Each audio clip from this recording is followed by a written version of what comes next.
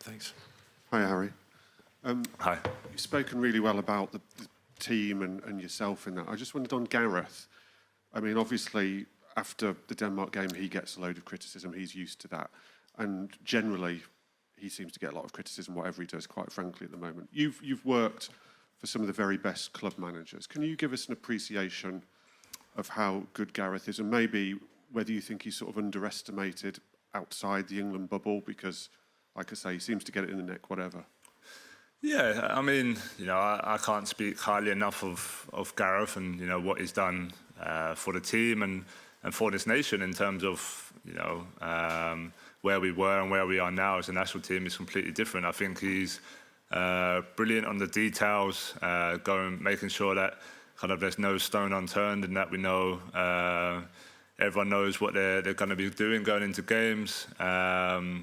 Just as a person and, giving us the freedom to be ourselves, and whether that's on the pitch or off the pitch, just to feel comfortable doing that. So I think being England manager is a really difficult job. That's the bottom line. He knows that, and we all know that. And there's always going to be people who maybe criticise him or doubt him. But I think his record speaks for itself. He's been extremely successful with us. But like all of us, and like I know he wants to, we want to take that next step and win it, and we're all really determined to do that. So he will do what's best for the nation. He will make the decision what's best for the team. And all I'd say is just to get behind him, support him as the players do. And just to be clear, so in your view, in all the players' view, he is the best man for the job. Yeah, absolutely. I was going to say, Harry, that you've made a few references to previous tournaments. When things aren't going brilliantly, do you sort of reach back a little bit and use what's gone on previously to sort of inspire you moving forward?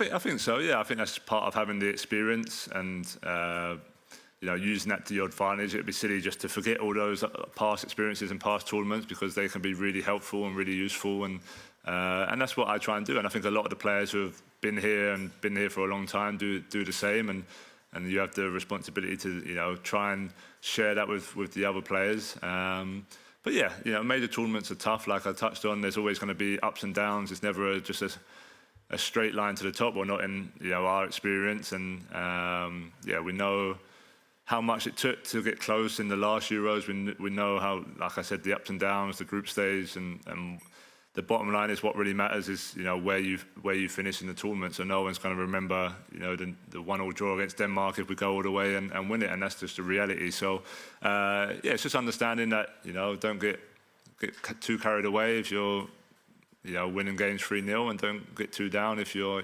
playing as we've played so far in the tournament. It's just about pushing on and finding a way to make sure we get to the knockout stage, and then once we're there, knockout football is ours to take. Harry, you did start the tournament as pre-tournament favourites, didn't you? Is anything that's happened in the last, in the first two games, sort of shaken that belief? Do you still believe that you can win it as a group? Because the squad is so strong, isn't it? Yeah, we absolutely believe we can win it. I don't think. It's always a hard one, You could win the first two games 3-0, 3-0. You get carried away. Everyone's saying you're going to win it, and then you come up against a bit of adversity in the first knockout game, and all of a sudden you're out. So I don't think it's a bad thing that you go through a bit of a tough time to begin with, because now it widens the focus. It makes you realise that you can be a bad game away from being out of the tournament, and and I feel like we've coped with that well in past tournaments. So look, there's always a different journey for different teams. I think from our point of view, whether we're classed as favourites or not, we have a belief that we can win it, and it's down to us to go out there and try and achieve that. Okay, we've got 5 and then we're finished. I don't care. Harry, you mentioned before about the criticism from ex-players on television, etc. You said it's possible that young players could hear that and be it could affect them. Is that the case? Have younger players mentioned it? Has it been discussed in the group? No, they are being no one's mentioned it, but we live in a world where on your phone now everything pops up, or it's hard to really switch off from everything. But as always, like I keep saying, I'm not people are going to have their opinions. I'm not saying to not talk about it, or the pundits to say this could be better, that could be better. That's part of football. That's part of being a fan. That's part of why we love the game. But yeah, all I'd probably say is just to trust us. You know, we've been here, we've done it. A lot of us have been in these moments before, so just to trust us and, you know, as much as possible, get behind us, and that'd only give us confidence and yeah, help us to achieve what we want to achieve, and that's to be successful. PJ, and then Dan. Yeah. Hi, Harry. I just wanted to, obviously, the leadership group, Jude Bellingham's joined it. What does the leadership do when there is negativity, when there is a need to kick on, and what's he brought to that group? Yeah, I think, yeah, kind of what I touched on earlier. I don't think there's like, you know, like I said, there wasn't a crisis meeting or a meeting where it's like what we're going to do, or it's not like that. I think leaders lead in different ways. That might be, you know, just talking to different people in the group. You know, some people might feel more comfortable talking to me, or some might be more comfortable talking to Jude, and yeah, there's loads of different players like that in the squad. So Jude's obviously still very young, but I think he's, you know, really mature for his age, and he's got some great experiences in football already. So people, you know, do look up to him, and that's a responsibility that he's taken on really well. So yeah, I guess it could just be, you know, it could be as simple as just a coffee with someone, just talking about, maybe not even England, just talking about family, or talking about, you know, him at Real Madrid or me at Bayern Munich. It could just be anything, just to switch your mind off and feel comfortable and feel at ease. And then in terms of, you know, in the meetings, in the debriefs, in the games, it's just having an opinion of, you know, what you felt on the pitch, how it felt out there, what can we do, what do you think will help to be better next time. And I think, yeah, in this team, you know, more and more players are starting to feel comfortable talking in those environments to help the team.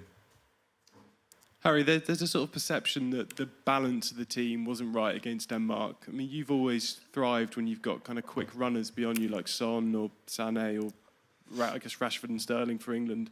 And now it feels like you and Jude and Phil all want to kind of pop up in the number 10 spot. I mean, can that work, do you think? Or are there too many players trying to do the same thing in this team? I think I'd probably say from all of us, maybe just a little bit more, you know, positional discipline maybe is a word. Just when we look back at the games, there was times where, you know, we were a little bit too deep, and not just us as well, like certain areas of the pitch where, you know, we had too many numbers kind of behind their kind of press or their kind of block.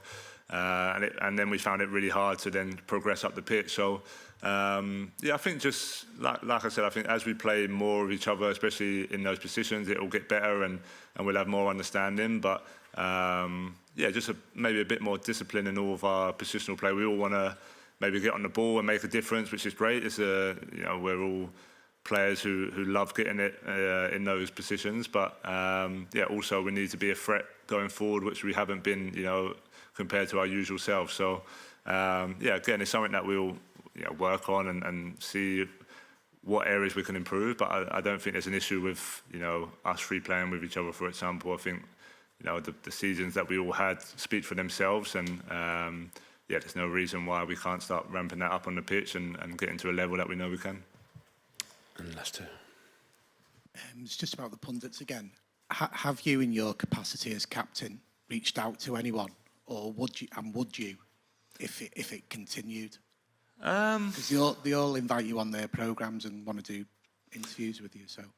Yeah, I mean, it's a tricky one because, of course, you know, I'm sure they would love to have my opinion and love to, but you know, as you know, when you're a player, you're more focused on the team and more focused on the environment. Yeah, look, again, I'm not telling people not to do their job. It's their job to analyse the game and analyse players. And, you know, there's some games where, you know, I'll get stick. There's some games other players will get stick. But I just think, yeah, just when you've been there and done it, obviously maybe when I'm 40 or 50 and I might be on one of those pundits trying to dig players out. I hope I'm not. But, yeah, it might change. But it is what it is. But I think from my point of view, just with the experience of, you know, players who have been there and been in the experience and maybe not played well in certain games and know it's tough to play for England. It's just like, okay, well, maybe take a step back and see where you were and what it was like and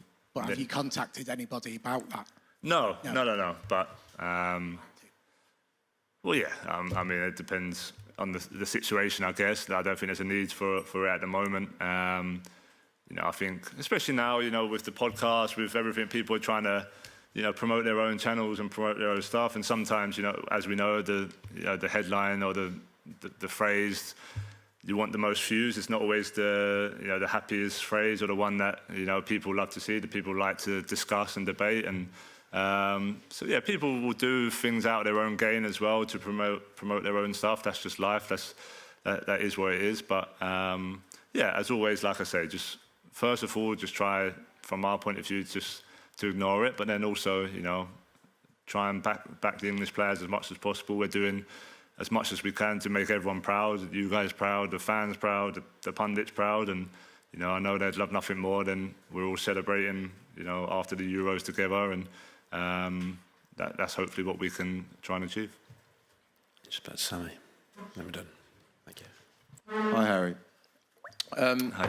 You've spoken about some of the difficulties or the issues that need ironing out on the pitch, but I think you've only got sort of 2 or 3 training sessions between games.